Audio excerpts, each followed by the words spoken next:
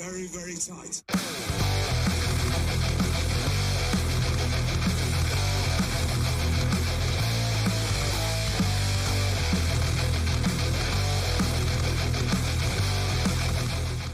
Hello. Hey. Howdy. Howdy. Okay, yes, we're doing our first not a pay-per-view stream ever. Wow. Yeah, it's just a normal stream. We're going to talk about everything that happened this week because a lot happened like outside of the actual shows, which I think is interesting because nothing happened on Monday Night Raw besides the ending, which we'll get to. And just the rest of the show was just kind of bullshit. Yeah. But yeah, the first thing that we were going to talk about was WrestleMania and just our last thoughts on WrestleMania. So, who wants to start with that? I don't care. I'll kick us off because I missed night 2 of the stream. Okay. And let me just start off with saying I'm not sad. I'm sad I didn't get to hang out with you guys. I'm not necessarily sad I missed night 2 of WrestleMania. Makes sense. Night 1, I loved it. I mean, I'm sure there was like some lulling moments, but like honestly, I had a really good time watching the entire card. The main event was just like, oh my god, amazing. And then night 2 took all of that and basically was like, up yours, get wrecked. So, you know, it was very telling of what was going to be announced the very next day, night 2 of WrestleMania. So I'd say, unfortunately, it's a middle of the road Mania because night 2 sucked, but night 1 was really good. Yeah, I mean, as for night 2, we were sitting there, and as I was watching it, they really brought you back with that Gunther match. That was really what it was. Like you were sitting there, and you're like, okay, I mean, this is kind of bunk. And then the Gunther match happened. You're like, oh no, it's a good pay-per-view. And then I think after that was the Hell in a Cell match, where Finn got injured. Yeah, really hardcore. And yeah, I mean, it just didn't play out like night 1 did. It was very strange. Cody Rhodes losing, it's one of those things where it's just, I'm mad about it, I'm annoyed about it, but not for like the reason that everyone else is, or at least like what I've been hearing. They're like, no, Cody needed to win. And it's like, no, I just think that it's been long enough with Roman.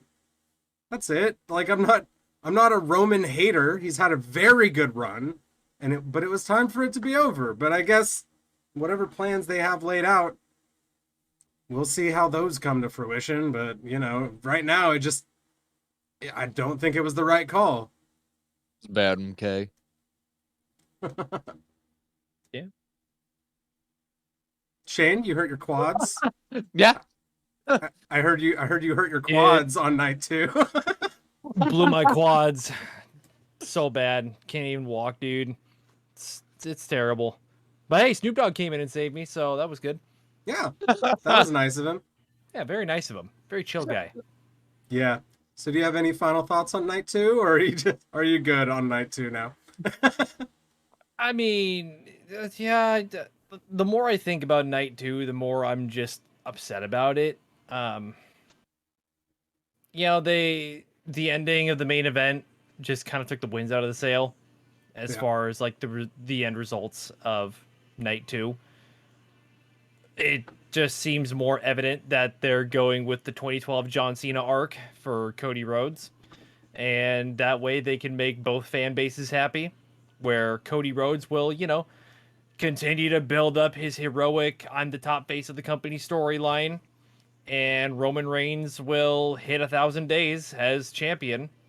And in both cases, the ones who support Roman Reigns, we the ones, acknowledge your tribal chief. They'll be happy. They'll be satisfied. Hey, we just had an insane, awesome title reign, and we made it over 1,000 days. Ain't nobody touching that. And the Cody Rhodes fan base, obviously frustrated right now. They are currently stewing, but then when the time does come that he does win that championship, could be at next year's Mania, could be at SummerSlam, could be a year and a half from now, who knows. But eventually he will win it, and it'll be worth the wait, and everybody will be happy as far as the Cody fans go. Yeah. And as far as Mania, like the rest of Mania, it just was lackluster. I don't really know why. Like, I don't know why it was, but the Hell in a Cell match didn't do it for me.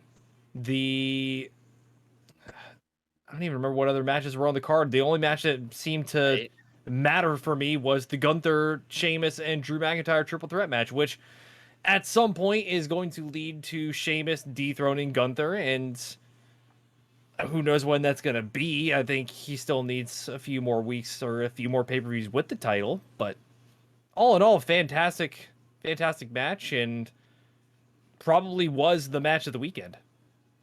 Yeah, and it's really funny because I've been comparing Roman Reigns today fans to New England Patriot fans. It's the exact same thing. Tom Brady came in, started winning all these Super Bowls, doing super good. All of a sudden, all your friends around you were fucking New England Patriot fans. Everyone fucking loved him. And it's like, you guys didn't give two shits about Roman Reigns when Vince McMahon was pushing him to the moon, trying to get him over as this massive babyface. You didn't care about him when he was in the Shield. Y'all only gave a fuck about the Shield because it was Seth Rollins and Dean Ambrose. Like, Roman was there, okay, but it's the most fair weather bullshit I've ever seen. When Roman is doing amazing, we're gonna support him. As soon as the Bloodline story ends, as soon as this and that ends, as soon as it all comes down, and he's just either in Hollywood or whatever he's doing, all those We the Ones people are not gonna give a shit ever again. And I guarantee at some point, when he is in Hollywood and making movies, all those We the Ones people are gonna be like, the fuck, man? Why the fuck is he just part-timing? Why isn't he here? It's obnoxious. I've just seen so many people come out of the woodwork just with ones. It's like, I don't fucking care about you. Like, just be a fan of wrestling. Stop shitting on people. Like, yeah, go ahead. Roman Reigns fans, take it. Take your glory day. But you better still love him when he's not the champion. Fuck, I hate it. I hate it so much. It's going to be really weird when he does eventually lose the championship, because, I mean, he's coming up on 1,000 days now. I mean, we're kind of used to just seeing him with the championship now. So it's going to look very weird when he doesn't have the titles on him. I mean, for the Usos, who lost it on night one, they had those titles for, what was it, 600 days or something like that? Yeah, something crazy. So it's weird for me anyway, seeing them without the titles right now. Yeah, I don't know. It'll be a fun story arc when we finally move into somebody else with hopefully the one title belt. I hope. Yeah. But yeah, we'll yeah, get into that I was gonna say there's something coming up later that we might need to mention. Before we move on to the next topic, real quick for anybody who watches NJPW, Sonata beat Okada for the NJPW Heavyweight Champion. I saw that this morning. Yeah, and it was great. Did you watch it? Yeah. I should have just pulled an all-nighter, a 24-hour. I mean, I was up at 1 o'clock this morning. Oh, I just watched it when I woke up. Like I have NJPW World, so. Okay. We have NJPW World. We do? Comrade. Are you using my account? No, but I was implying that I wanted to. Oh, okay. Well, we'll talk about that later. So the next thing I have pulled up here is just the Raw after Mania. I mean, there's not a lot to talk about with this one. And honestly, it was just 666 days is what Kenny says. How many days the Usos had their titles. So I feel like that might be inaccurate, but if it was, hey, that's crazy. Yeah. I'm gonna have to fact check that one. Yeah. But the Raw after Mania, it was weird. because there was this open expectation, as with every Raw after Mania, which, by the way, has only been an expectation for like 5 or 6 years, where the Raw after Mania is supposed to be really good. Been longer than that, I thought. It's been longer. Because like that was like, I know when we went to Mania in 15, like it was already an expectation by then that the Mania after Raw is fucking huge. So I'd say it's at least been 10 years. Okay, well, I forget that we're 2023, so give me a Yeah. fucking break. Forget that we're old as shit and we're not teenagers watching wrestling anymore. Yeah, but like there was this big expectation, and then nothing happened. We got Matt Riddle going into the Miz universe. He's gonna fight. Bro. He's gonna fight the Miz for 5 months. Randy Orton is apparently nowhere even near coming back. That was announced yesterday. So, You like my Matt Riddle face? yeah, I was just gonna kind of let you keep doing it. I saw it from the very start of it, and I was like, I wonder how long he'll keep that up until we call him out on it. But yeah, I mean, the big angle was the whole Brock Lesnar thing. I don't care. I don't care. What? It's to hold Cody over until, I guess, SummerSlam? But Maybe. I bet the SummerSlam match will just be him and Brock. That's not going to be the Roman match. They want that at a Mania. I guarantee we're not seeing Roman drop that title for a year again. I've already set my mind to it, because who else takes it from him if not Cody? No one right now. Jay White did not show up on Monday Night Raw. No. And we'll get to that right after this, how everyone else feels about the Monday after Mania. For me, ending thoughts on that, it was dumb. The angle was stupid. It was predictable. I think I audibly said out loud, oh, he's just going to F5 him. Like, when he came out at the beginning of the show. So, like, that, there was nothing to go there. Like, it was stupid. But yeah, what do you guys think about the Raw after Mania? I mean, you said weird.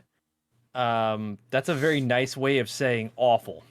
This was by far the worst Raw after Mania that I have ever witnessed, and I'm sure a lot of people would feel the same way.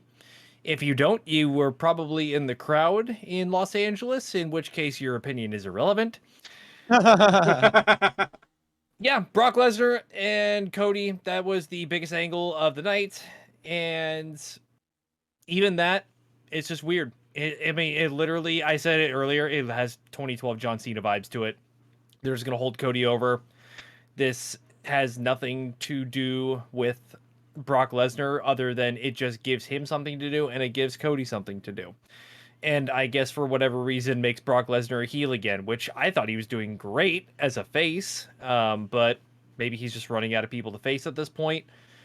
It had a lot of Vince McMahon vibes to it, which I guess makes sense after the merger, that it would have a lot of Vince McMahon vibes to it.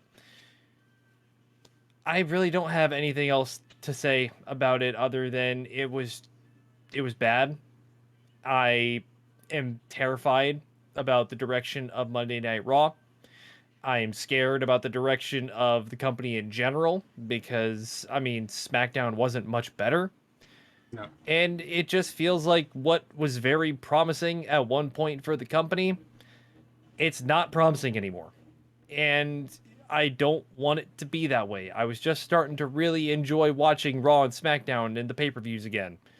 I don't want to go back to hating it. Yeah, well, you know the thing is like, how can you hate it? Triple H said it's not going anywhere. Yeah.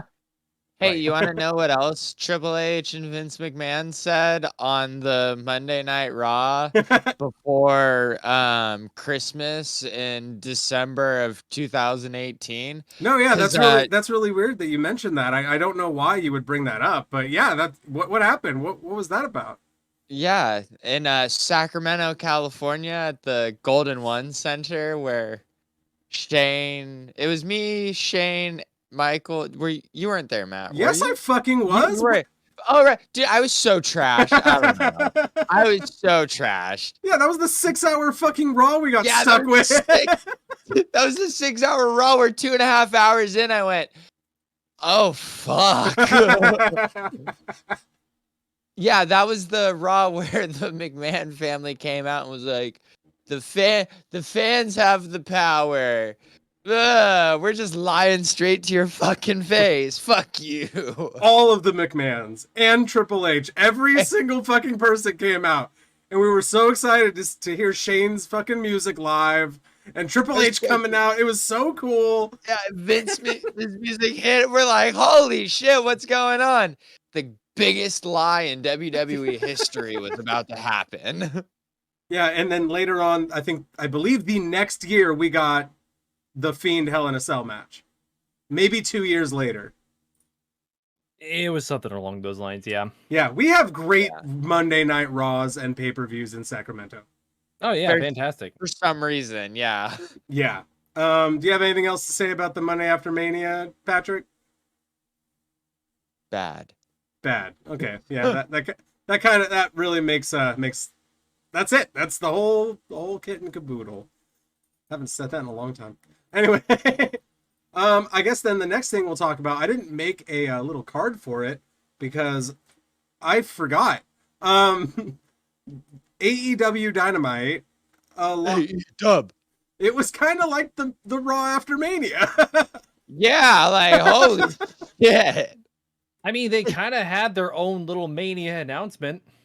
Yeah, because All In's going to be Mania worthy in Wembley. Like absolutely. That's if they sell the tickets. Yeah, I think I heard, including the stadium, at most potentially 80,000 tickets. Yeah, and pre-release tickets as of right now, signups are 35,000 strong. So there's 35,000 people who have already signed up to buy tickets. Yeah, and I mean, like, even if they buy one, that's 35. If they buy two, that's 70,000 tickets. Right. Yeah. But as long as they get that thing like partially sold out or like almost sold out, it's a win. Honestly, if they get 50,000 people, because the Cardiff show that WWE ran, was that 60,000 that they hit? I have no idea. I can't remember. Yeah. But I mean, I would say if AEW can do the same number that WWE did for their Cardiff show, then that's a huge win. Yeah, so the number they would have to beat is 62,296. That was the Clash at the Castle attendance. Well, and the thing is this is AEW's first big venture into out of country. Yeah. Like and their first venture into a stadium. Yeah, like WWE has obviously pulled off that shit many times before. They have a contract with Saudi, which is, I believe, the next pay-per-view. No, we have Backlash. Becky Lashley. It's the same month though, so we get 2 pay-per-views in that month. Yeah. Yay. But yeah, so the AEW show was fantastic. They have that awesome FTR and Guns match, which I don't like the Guns, but holy fuck, that entrance. Yeah. That entrance slapped. The second I heard 50 Cent singing fucking Many Men, I was like, oh yeah, because we all do hate you. We absolutely hate you. This makes sense. See? I'm not sorry. You gotta just let AEW shit play out sometimes. I agree. The Ass Boys, I wasn't a huge fan of this storyline, but like in the end with FTR winning, well, it was great. I'll take that for. Okay, no, yeah, Shane, you go. Well, kind of along the same lines there, AEW's kind of got this bad rep that they don't do long-term storytelling, and that is the case with a lot of their superstars, but it's not that they can't do it. They can absolutely do it with a lot of their factions, a lot of their superstars, as far as like the long-term storytelling, the long-term, let's see how these guys play out with the crowd and their reign and everything. Like, it's possible. Not everything AEW does is short-term. Yeah. And the thing is what Patrick said about letting it play out. I would have been just as happy if it was FTR versus the Acclaimed anyway, though. So like it really didn't matter. It still doesn't change the fact that the Guns winning those titles was still bullshit. Yeah, well, yeah. But they just would have had a worse entrance with some dumb rap song. I don't like the Acclaimed, so fuck you. Anyway, no, I refuse. I'll turn your camera off. Fuck off. But yeah, so you had the FTR match. I believe they started setting up the women's title match. I can't. Do you remember, Patrick? No, it's been a long week. Yeah. Okay. Well, they started setting that up. There was another thing between Jade Cargill and Taya Valkyrie, which I'm hoping Jade Cargill's undefeated streak ends because it's dumb. Yeah, it's kind of run its course. Well, it hasn't just run its course. When you legitimately go and look at the people that she's beaten to reach that number, it's dumb as fuck. They were like, oh, who's this young upstart coming to fight the fucking champion? I mean, it's a little out of my age range, but it sounds very similar to how people used to compare Goldberg's streak back in the WCW days. Yeah, absolutely. I've heard the comparison. Well, that's the thing. That's why streaks suck. I've said it so many times. The only streak that ever made sense was an accident, and that was the Undertaker's streak. It just happened to be like, oh, he's just gonna win at Mania. We like the Undertaker. We're gonna book him to win. And then after like 5 or 6, I believe, then they were just like, oh no, yeah, we're just gonna make this a thing now. Right. They went into the Jade Cargill thing being like, no, she's winning this TBS title. She's going to be the only relevant woman for, I believe, AEW Elevation. And then the TBS title just shows up on Dynamite anyway. So it doesn't matter. Because I thought that's what it was. I thought the TBS title was supposed to be the Elevation title for women. I thought that's what that was going to be. I might just be wrong, but I thought that's because they won it. They first won it on Elevation, I believe. No, it was one on TBS. It was introduced. It was basically supposed to be the like Rampage title for the women. Rampage, sorry, not Elevation. Yes, Rampage. Yeah. So yeah, I mean, I'm just have Taya Valkyrie win. Fuck streaks, they're dumb. Yeah. And then we got on later, and fucking Jay White just decided to be. What do you mean later? It was in the first 30 seconds of the fucking show. Oh, I spaced on it. It literally started the show. I was like, because I think I might have mentioned this in a stream before. Not a huge Juice fan. He doesn't really do it for me. Now that he's with Switchblade, I'm a Juice guy. Oh, I love Juice Robinson. I've always loved Juice Robinson ever since he had, I believe it was the match for the United States title on NJPW against Jon Moxley. Whew! Banger. Oh, yeah. Absolute banger. But yeah, so my mistake, they decided just to say, fuck you Monday after Raw or Monday after Mania. We're just going to upstage you in the first 20 seconds of our fucking show. And yeah, Switchblade is now All Elite. It sounds from the reports that are coming through that deals went through with WWE because they didn't contact him back. What the fuck? Yeah, so like there was a solid chance that he was going to go to WWE, and then somewhere communication fell through, and they just stopped. That's just what I've read. So I don't know. They really dropped the ball on that one, but good to them because if Vince is taking over, they wouldn't fucking know what to do with Switchblade anyway. Yeah, they probably would have just stuck him in NXT and said, whatever, do your thing. Yeah, oh, who's this guy from the Japans? Get him out of here. Like, Vince doesn't give a fuck about anything outside of WWE. But yeah, it was a fantastic show. Made me feel a lot better about watching more AEW. I mean, I already watched all of it, but I like it. I like it better. Yeah.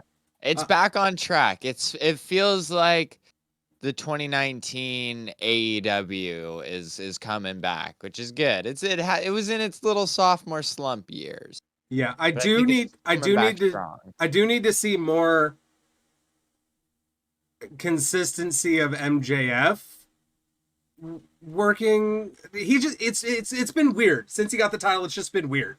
I don't know why. I'm still enjoying his promos and everything, but something's not clicking with me, and that might just be me. So yeah. Well, MJF doesn't really do a whole lot of matches, like, in general. Like, especially since he had that whole tirade, that on-screen tirade with his contract and TK, all the backstage stuff. Like, he doesn't really do a whole lot of matches. He wrestles here and there, but he's just mostly like an on-screen personality now. Yeah, let's just bring back the Firm. No. So the next story that we're going to cover, I think it's going to be really easy to talk about. It's just this fucking douchebag coming back. Vincent Kennedy McMahon is now back in WWE. He is apparently in complete control of creative from an article that I believe came out yesterday. And yeah, it hurts. Because if Monday was... Because, all this shit comes out later where it's like, no, this was always the plan. Like, it's been the plan for months. And it's like, no, that's what the fuck they're telling you to make you feel like Vince didn't cause all these problems after Mania and possibly Mania Night 2. So yeah, I mean, we can get short and sweet with it.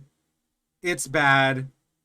Very bad. We'll have to see if somebody else, maybe from Endeavor, I don't know. There's just so many different things now with this acquisition. They love him. They love Vince, and Right. They went on record saying that they are doing business with Vince and want Vince involved. And so, I mean, like, that's the nail in the coffin. Yeah, Triple H has been demoted back to his former, whatever the fuck he was. I don't think it's a demotion. I think he's just on a different level. He's not on creative. Chief content officer or something. Yeah, so NXT is going to start sucking ass, which really sucks because NXT was doing really good. Because Vince has full creative control now. Triple H did do a lot for NXT while Vince was in charge. And I don't think that's happening anymore. So, do you guys have anything to say about it? That was just a topic. It was a thing that needed to be mentioned because it happened this week. It's just going to be a slow trickle decline of the product, and unfortunately with a lot of the superstars as well. I mean, you think about all these superstars that just came back because of Triple H. Bayley, Dakota Kai, and Io Sky, that whole faction. Who knows if they're going to stick around? Braun Strowman, another guy that was let go. Bray Wyatt, that's a big one. Who is, I mean, he hasn't been on screen in a while because he's battling an injury, unfortunately. But you think about how big of an on-screen personality Bray Wyatt is. And he came back because he was getting more creative control with his character that Triple H was giving him. He's not going to have that anymore with Vince. So, strong possibility that Bray Wyatt, along with the other superstars, he could be out the door. And I'm going to be honest, as far as Bray Wyatt goes, I'm worried he might not even wrestle after this. Like, it may just completely kill his passion. Yeah, just go make movies. Yeah, he might just go make movies or do whatever he wants. Which, good for you if that's what you decide to do. I just don't want to see that happen to somebody who's such a creative mind in this business get sent down that path because somebody is still doing the business like we're in the 70s and the 80s right now. Yeah. And that also makes me wonder what they're going to do with the women's tag belts with the legend that has one of them and Becky Lynch.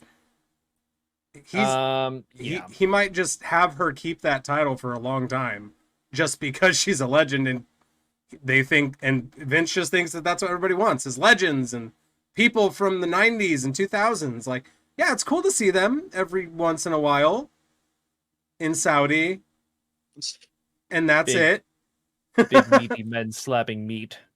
Well, this one's Lita, so Well, No. that's not the case. No, Okay, yeah, we're just gonna move past that story. Yeah. It's a dumb story. it's Uh, yeah, and I believe I was gonna say that another one of our topics was the Endeavor acquisition, but there's not much to talk about with that yet either. They gave Vince full creative control.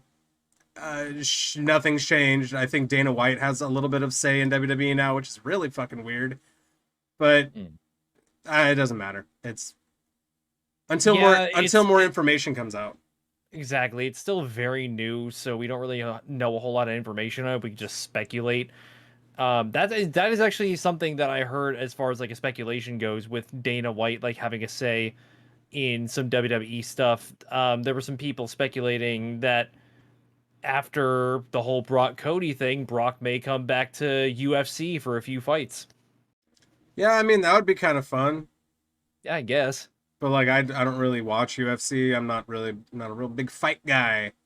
I don't like the prospect of paying $1,000 for a seat at a fight, knowing that the entire card could go in less than 30 minutes. So, like, Yeah. if they're all first round knockouts, which I don't think has happened, but it is a prospect that could happen. An entire Right. like 2-hour pay-per-view could go for like 20 to 30 minutes and be over. So, okay. Just imagine if somebody from UFC comes over and ends Roman Reigns' historic run. Talking about a guy like a Conor McGregor or You fucking so bad. Israel Adesanya. No, they're gonna bring Iceman. They're gonna bring Iceman because Oh my he's a God. legend. Chuck Liddell. Chuck Liddell. Dude, yes. And then Uh, it'll be Chuck Liddell versus Stone Cold Steve Austin at WrestleMania 40 for the title. for the Intercontinental title.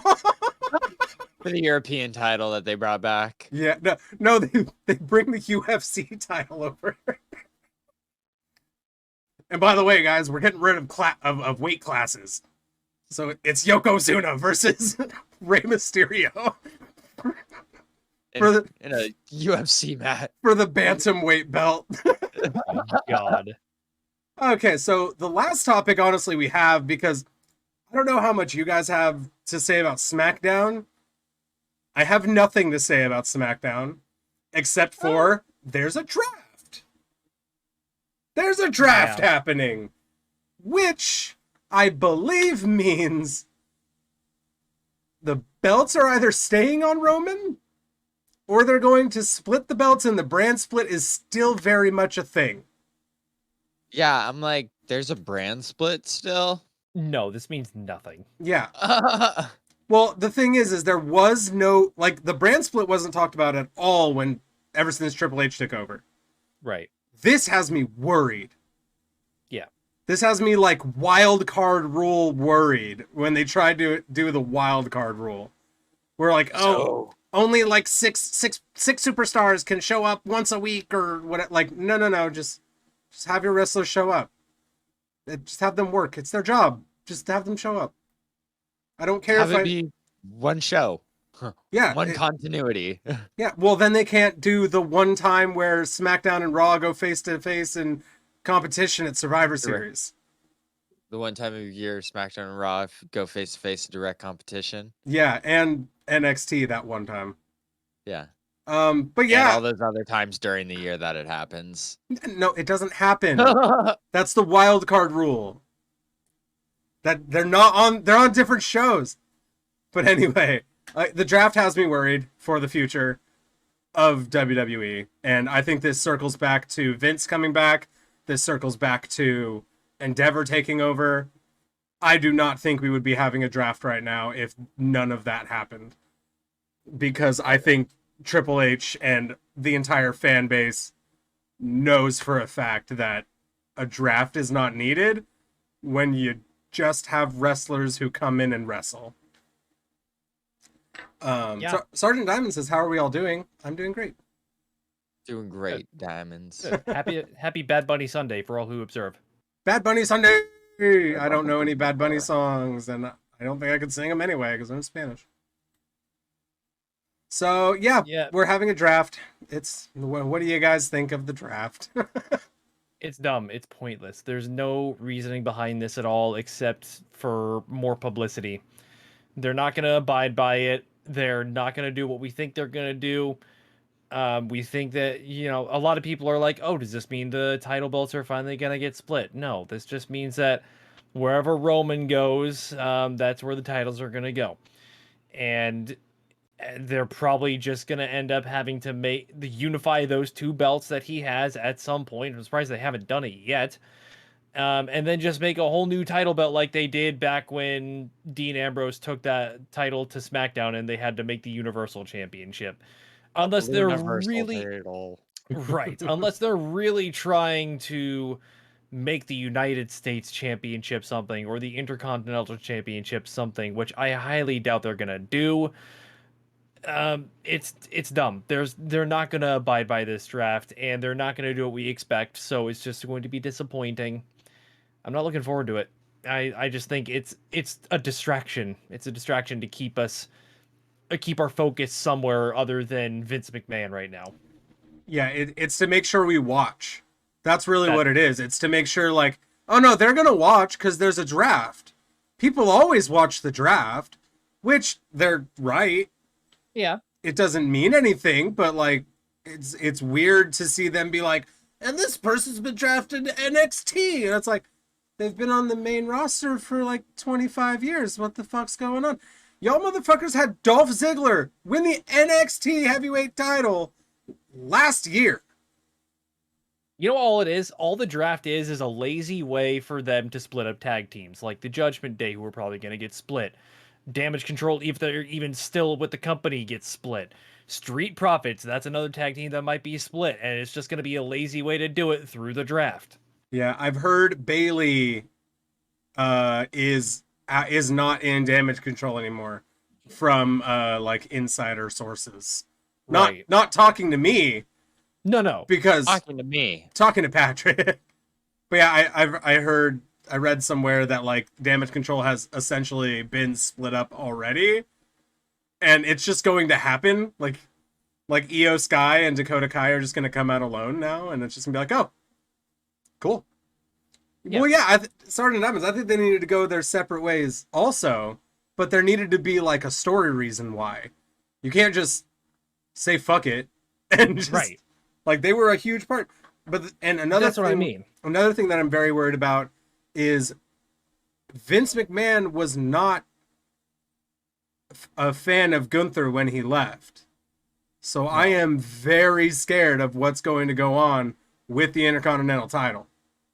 Yeah, he was wanting to get rid of Gunther before he retired. Yeah. So, Patrick, you got anything to say? Who fucking cares about this? This is just Vince McMahon doing Vince McMahon shit already. I can't wait until they say Brock Lesnar's been drafted to one of the brands. And it's like, that guy doesn't even have a contract, I'm pretty sure, dude. Like, no, it's going to be great when Brock gets drafted to Raw and then Cody gets drafted to SmackDown, but they still have their rivalry going all the way up until SummerSlam. Let's just say that. Yeah, it feels like my GM mode in WWE 2K right now, where just random shit is happening. Right. So, I said it after Mania. I was like, I'll give this like a couple more pay-per-views to see how this plays out. But I am seriously like on the fence with this fucking show. Like, you're gonna have me just watching highlights, dude. I don't like just watching highlights. I like watching the show. It's fun to watch the show.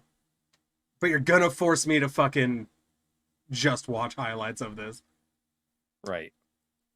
Yeah, so, yeah, I think that covers about everything. Do you guys have anything else from this week that you wanted to mention? Huh? There was something. I think it was circling back to... Oh, yeah, with... Circling back to our AEW topic with Jay White. I am super stoked about Jay White being in AEW, but this kind of also continues to be a concern with me with AEW. Just the more people they keep signing is how they're going to do it, especially with a big stadium show coming up at Wembley. I'm sure Jay White is going to get a big spotlight in that show, but you think about how much star power AEW has now. Yeah. And it still worries me to this day. Like every time there's a debut, I'm like, okay, that's awesome. I'm stoked about it. But whose spot is he taking? Because you know he's taking somebody's spot with how big these rosters are getting. Yeah. And when you've got Jay White, Adam Cole, Kenny Omega, John Moxley, Bryan Danielson, Claudio, I know he's technically ROH, but like, do you think about the amount of star power that's in AEW? I'm getting extremely concerned that it's going to turn into a lot of really upset wrestlers because their star power is starting to diminish because they're not getting screen time. Not saying that's going to happen to Jay White, but it's possible. Yeah, and I mean, especially when it's things like the Bullet Club.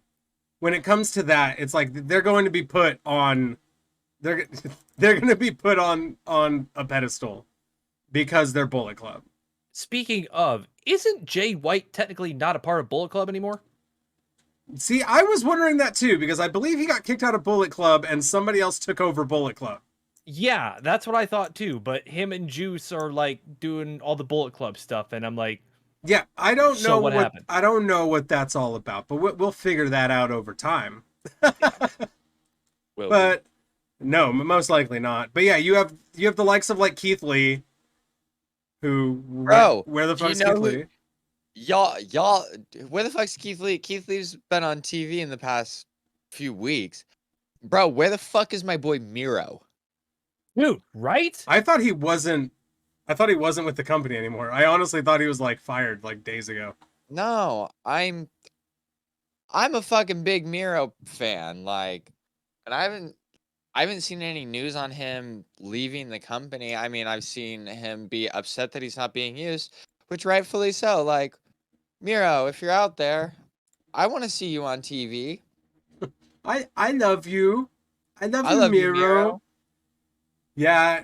I want to ride around in a tank with you, just like do guy stuff. I don't know. Guy stuff. Tank stuff. I don't know. Not have sex with each other at all. No. But yeah, Sergeant Diamonds, we did see that link. I was wrong. Apparently, Vince McMahon only holds 18% now. He only holds 18%? That's what the estimate is from the Twitter link that I was just sent by Diamonds. I thought he had 49. At WrestleNomics, yeah, I see this. Yeah. Well, it's because Endeavor holds 51%. That's why we were just like, oh, Vince holds the other 49. No, it's like a whole bunch of other people. Stephanie, Linda, stockholders, everyone else. Yeah. Yeah. Well, Shane can't even hold himself together, so that's fine. He shouldn't be a shareholder. Oh, those poor quads. That's also really confusing too. Before we head out, why the fuck did Shane McMahon show up at WrestleMania? Because it's WrestleMania. Because but he blow was out his quads. Because he was ousted. they had that spot for Jay White, and then they realized they didn't get Jay White, so they were just like, "Who can we get real quick?" Somebody call my son. Somebody call my dumbass son. Somebody get that fucking waste of space out here. He's in LA somewhere. He's gonna throw potatoes like no one's ever thrown potatoes before. And Miz is just gonna have to fucking take it, and then take the worst looking fucking people's elbow of all time. But it was still fun to see. But yeah, I think that's gonna wrap up our stream. We're gonna try and start doing this more often. We don't have dates or anything set up yet, but like, it's either gonna be weekly or something else. We'll figure that out as we go. Could be weekly, could be bi-weekly, and who knows? Yeah, we're gonna have a little chit chat like right after the stream's over, and then we'll get back to y'all on that. But thank you for showing up. If you didn't know, down below we do have merch now. There's a T-shirt and a mug and a hat, I think. There are no hats yet, but Okay. you can get a T-shirt of Patrick Yelly and John Moxley's face. You can get a T-shirt with the Coin of Destiny on it if you support the Coin of Destiny and all the times that it is right. Or you can just get our logo. Yeah, I think the Coin of Destiny has like a 50-50 win-loss record right now. No, it's right. No, the Coin of Destiny is right every single time, except for when it's not right. Yeah, okay. And also we are starting the new scores of WWE. Patrick, you weren't there. I won by 2 points. He did Boo. win. Yeah, because Bianca retained and something else happened that everyone else voted on the other person for. I can't remember. But yes, yeah, that's going to be the end of our stream. Go ahead and check us out on all of our socials. They're all down below, down right there. They're all just right there. But yeah, we will see you next time we see you. No, It'll be Kenny, next week. you shouldn't have won because your picks were god awful.